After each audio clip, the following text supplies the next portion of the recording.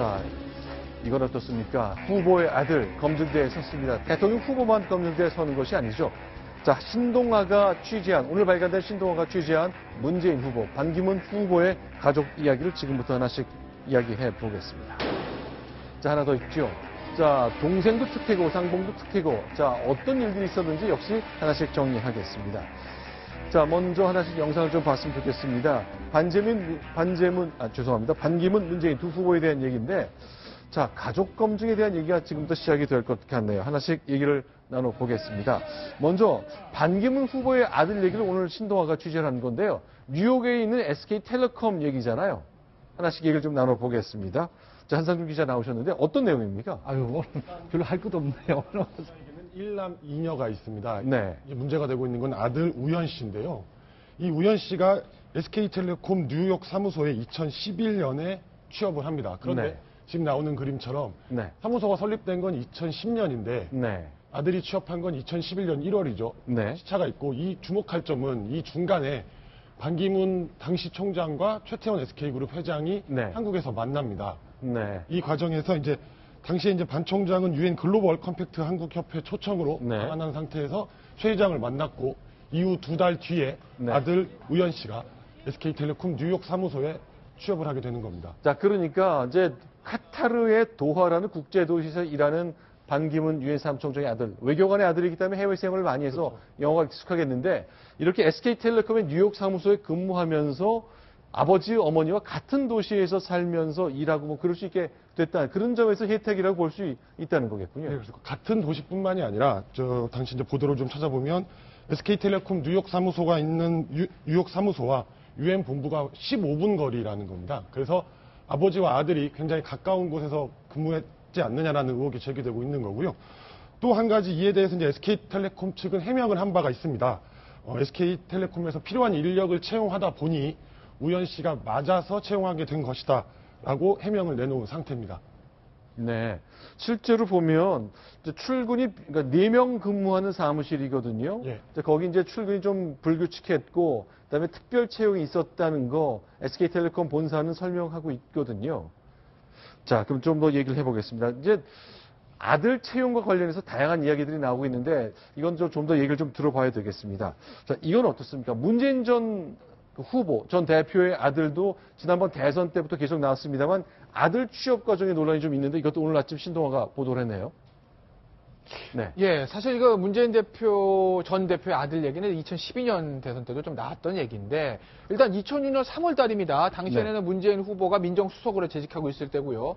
그런데 권재철 전 행정관이라는 사람이 이제 고용정보원장 임명이 되고 그해 12월에 문재인 전 대표의 아들이 이제 합격을 합니다. 근데 왜 이제 이런 의혹이 생겼냐면 이 권재철 전 행정관이 이게 청와대 근무한 사람 같네요. 그렇습니다. 이제 청와대에서 민정수석 문재인 전 대표가 민정수석이었을 때 거기서 행정관으로 근무했던 사람인 거죠. 네, 그러니까 아버지의 부하 직원이 원장으로 일하는 회사에 채용이 된 거군요. 그렇죠. 그렇습니다.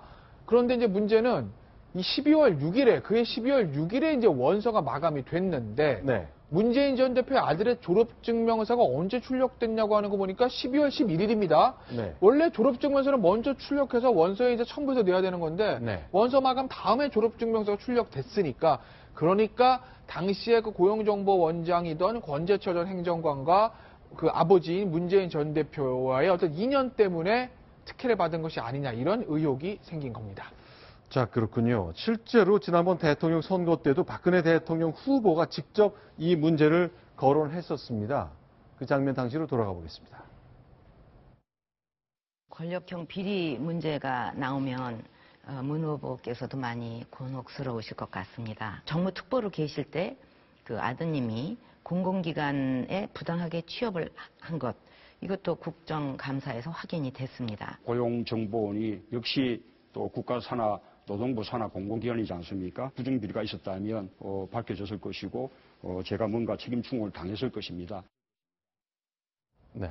참 공교롭게도 네. 지금 대권 주자 1, 2위를 달리는 네. 분들의 아들 취업 문제가 문제되고 네. 있다는 게 참 안타깝습니다. 저런 부분들을 앞으로 정밀하게 검증을 해야 될 겁니다. 그런데 네. 안타까운 게 이를테면 반기문 전 총장 같은 경우에 네. 집하고 이 유엔 참석은 불과 15분 거리 아니겠습니까? 네. 그럼 훗날 당연히 문제의 소지가 있을 텐데 네. 그때 일찌감치 그 부분을 과감하게 말이죠. 오히려 더 멀리 뉴욕도 아닌 도시로 이렇게 했었어야 네. 되는 건데 그런 여지를 남겨놓았다는 것. 그리고 이제 문재인 전 대표 같은 경우도 물론 지난 일이긴 하지만은 네. 그때 말이죠. 그때 민정수석이었으면 얼마나 중요한 위치 아니겠습니까? 네. 그럼 오히려 더 아들이로 하여금 역차별을 받을 수 있게 했다면은 네. 오늘날 이런 소지가 없었을 텐데 하는 그런 좀 아쉬움은 남습니다. 자, 그러니까 글쎄요. 문재인 당시 민정수석이 아들의 취업을 알았을까요? 만약 알았다면 아들아, 야, 아무리 그래도 그렇지 내가 데리고 있던 직원이 거기 기관장인데 거기에 취직하면 남들이 뭐라 그러겠니? 라고 했을 수 있을 것 같은데 글쎄 어머니와 대화가 좀 부족하고 그러면은 얘기를 못 했을 수도 있고 몰랐을 수도 있는 것인데 과연 이런 것들은 이번 대선이 진행되는 과정에 어떤 검증이 이어질지 좀 봐야 될 것 같습니다. 자, 이거는 어떻습니까? 이번에는요. 그 반기문 총장의 바로 밑에 동생 얘기를 좀 나눠봤으면 좋겠습니다.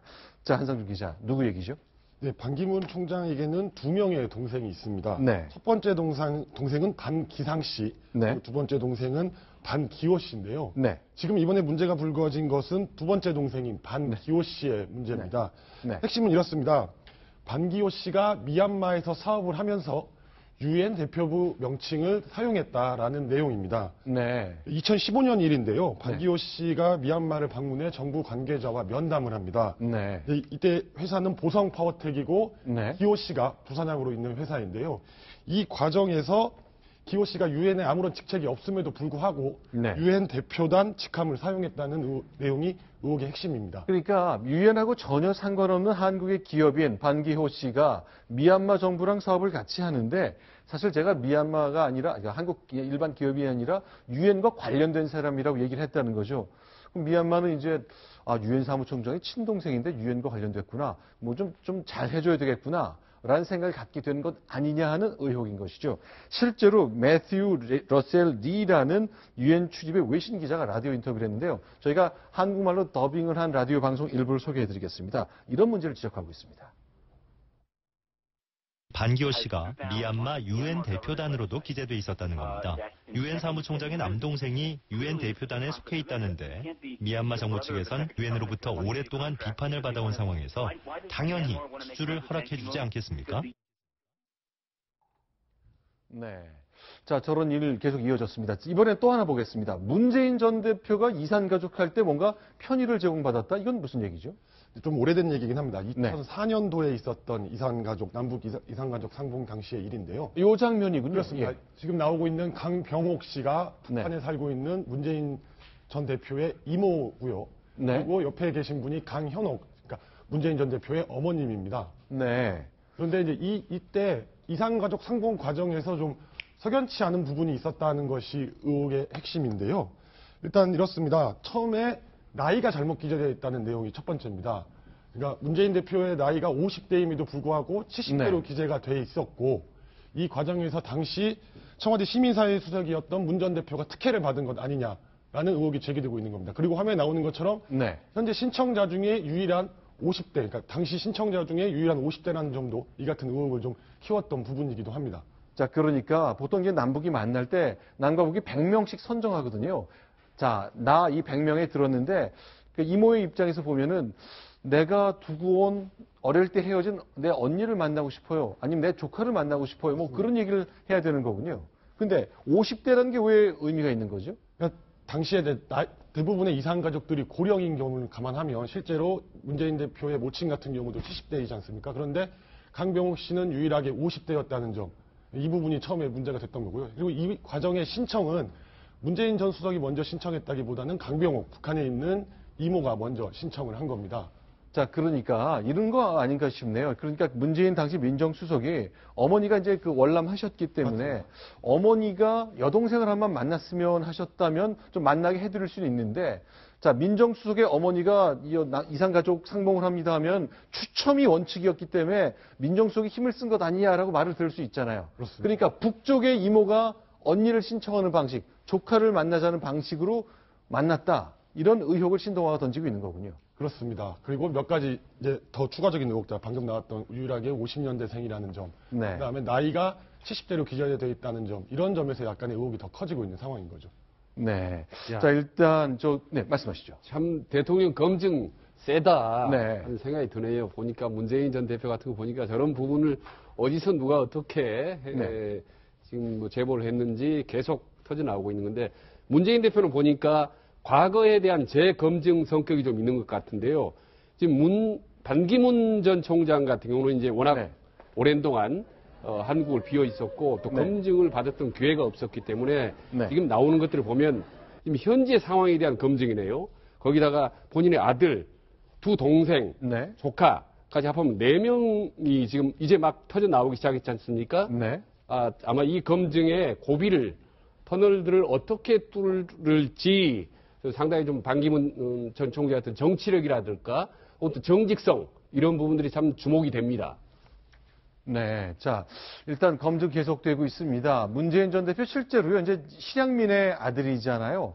실제로 국제시장이라는 영화 CJ가 만들었을 때 영화를 보고 난 뒤에 했던 소감들이 있거든요.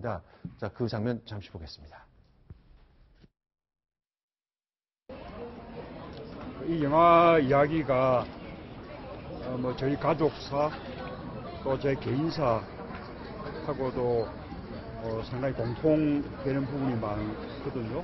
가장 눈물이 났던 장면은 역시 그 이산가족 상봉에 성공했던 그 시기죠. 그때 저희 집도 특히 우리 어머니가 그 며칠 동안 TV만 이렇게 보시면서 다른 가족이 만나는 것만 보더라도 함께 눈물을 흘리고 기뻐하고 뭐 그랬던 기억이. 알겠습니다. 자, 이렇게 단호한 검증, 혹독한 검증, 지금부터 수개월간 이어질 대선 국면이 계속 이어지겠습니다. 저희가 알짜만 골라서 여러분께 다시 한번 정리해서 소개해드리겠습니다.